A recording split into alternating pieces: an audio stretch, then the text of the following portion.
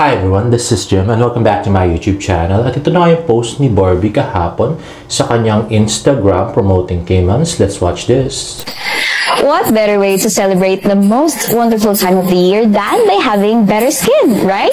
So I have here some gift ideas that your loved ones will surely appreciate. Because after all, everyone deserves to #be better through expertly formulated skincare like these Caymans products. They have facial serums that address specific skin concerns. And my personal favorite is the Caymans Niacinamide Plumishler Facial Serum, as it helps minimize my pores and even out my skin tone. Even if the weather is getting cooler, it's not an excuse to skip sunscreen, so do gift your friends and family with some expert sun protection from Caymans. And lastly, they also have a beauty bar, an exfoliating toner, and an overnight glow cream. Or better yet, give them the full set for the complete surprise for your titas, your besties, or anyone in between. So that's it. See, there's so much to choose from. Happy holiday shopping, everyone! At ito na nga, video nilabas ni Miss Isabel Bulatao, another BTS from Mega Magazine. Ayan na nga, si Barbie at si David, yung mga poses nila. At ito, napakasaya nila habang naglalakad. And next naman ay post ni Nathan Perolino, David Licauco and Michelle D and Sir Ben Chan of Bench at SM Aura Ternocon. So, ayan na nga, ginaayos ang napakagwapo nating pambansang Ginoo. At ito naman, post ni Oscar Brad. Ayan, napakagwapo pambansang Ginoo. May flying kiss pa, no? Grabe.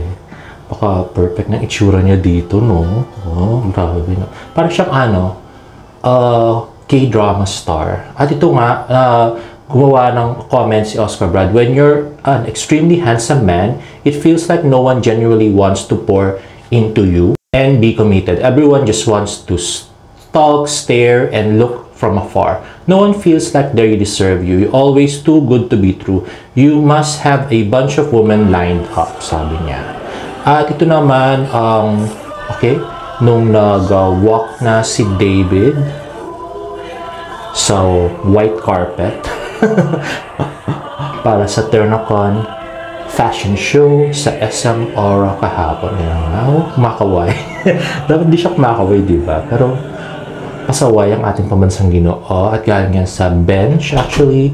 At ito naman, ayan, ang ganda ng kanyang pendant. Okay, so yun na nga yung kanyang pendant, no? Napakalaki at napakagwapo ng ating pambansang Ginoo. Sayang hindi natakita. SM Aura ka dapat kahapon. At yun na nga, with other models. Parang si Michelle D lang nga yata yung kilala ko, bukod kay David dito. Pero hindi ko nga nakita si Michelle D na lumakad na. Anyway, ayun, si David. Napakagwapo. At yan, kaway-kaway. Ayan, ulit. Actually, multiple videos to, guys. So, pinagsama-sama ko na lang for our viewing pleasure. Ayan, so super multiple angles na ginawa for David Licauco. Ayan. At kita nga sa video si First Lady Liza Araneta Marcos. At yan, pakagwapo si David. Okay.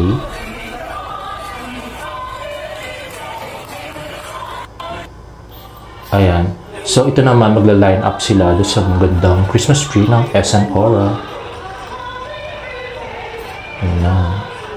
Medyo huli si David, eh. Dami ko na, no? Ayan.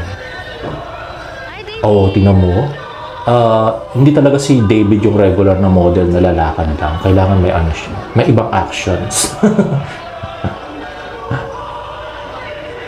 Ayan.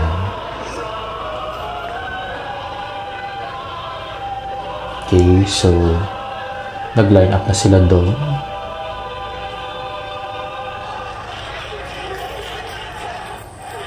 Ayan. Ternocon at SM Aura.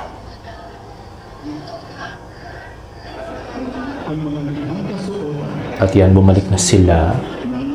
So, isa ulit sila magla-line up dun sa Christmas tree. At ito na nga si David na pumunta doon sa Christmas tree din for pictures. Ayan.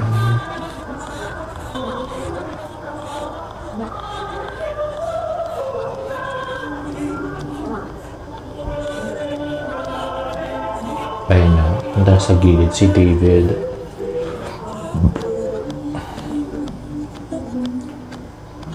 At yan, bumalik na sila.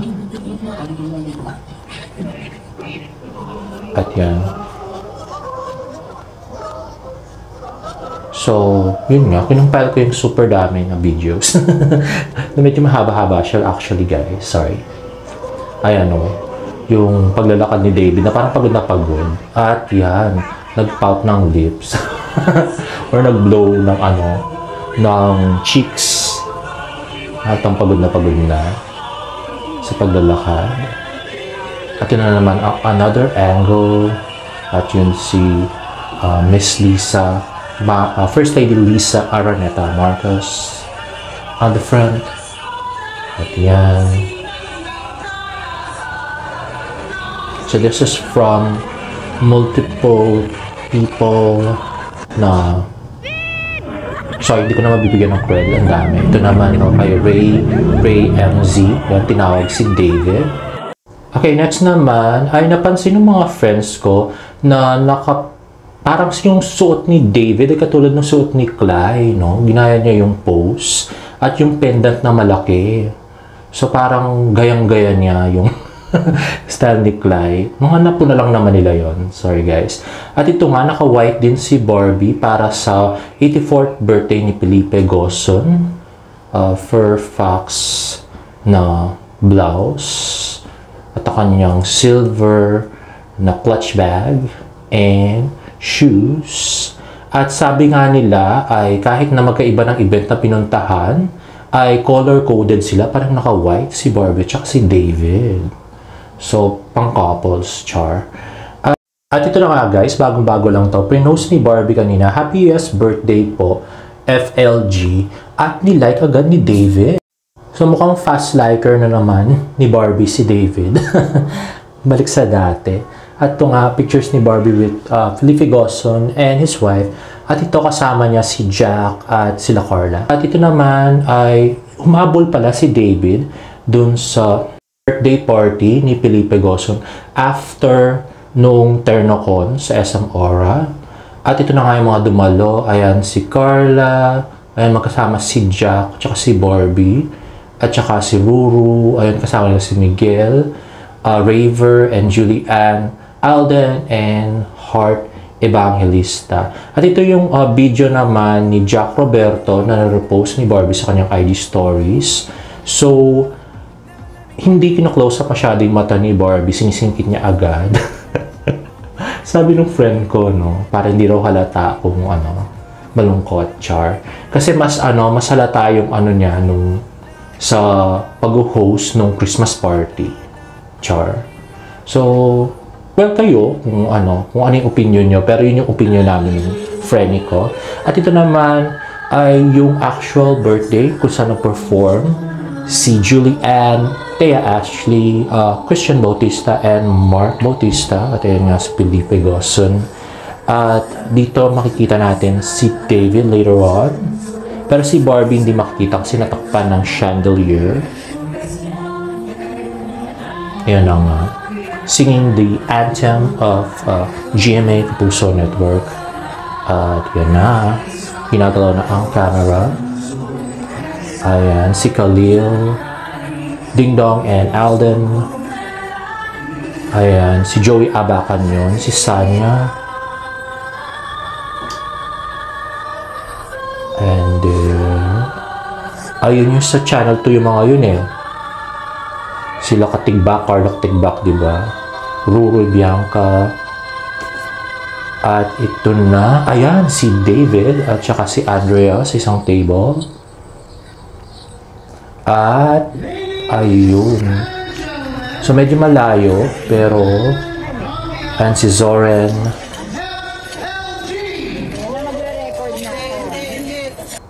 At saka si Patrick Quiroz. Ayun si Jack. Yan si Jack pumapalakpak. At makikita natin. Ayun si Barbie tumayo. Natakpan ng chandelier, guys. Unfortunately, hindi na ko ng mukha niya. At parang aalis na si Barbie. O, magsisiyar siguro. At yan, si Bea. Yata yun. At si John Lloyd. Ayan. So, super star-studded yung birthday ni Felipe Gozon. Guru, Bianca, Carla. Ayun. So, mukhang hindi nga nagpa-picture na magkasama si Barbie at si David. Dahil nandiyan si Jack. Matic na yun. Ano natin yun, guys? Pero at least, no, nakasama, pumunta pa rin pala si David kahit na late na. At ito naman ay pinost ni Isabel Bulatao kung saan pinagkakaguluhan si David ng mga tao. Ito pa rin yung sa SM Baguio Skydome na grabe. Parang ginawang K-pop star si David nung pinagkaguluhan ng mga tao. Sigawan sila. And this is another video for that Oppo event. At yung palang kay Barbie, guys, ito pala yung chismis ng friend ko. Actually, kung makipag-break man daw si Barbie kay Jack, kailangan niya isipin ng 100 times kasi masyado raw malakas sa media si Jack. So, pwede niya siraan si Barbie anytime na cheater at pating si David na mga agaw. So, ang sabi ng friend ko ay connection daw ni Jack kasi ay from Kuya Germs, sila Christopher Main, OG Diaz. Kaya hindi nyo napansin yung issue niya with Ava Mendez hanggang ngayon, hindi pa nila pinapublish kasi may news blackout on. Anyway, if you like this video, please give it a thumbs up and please subscribe to my YouTube channel for more about updates. See you in the next vlog. Bye!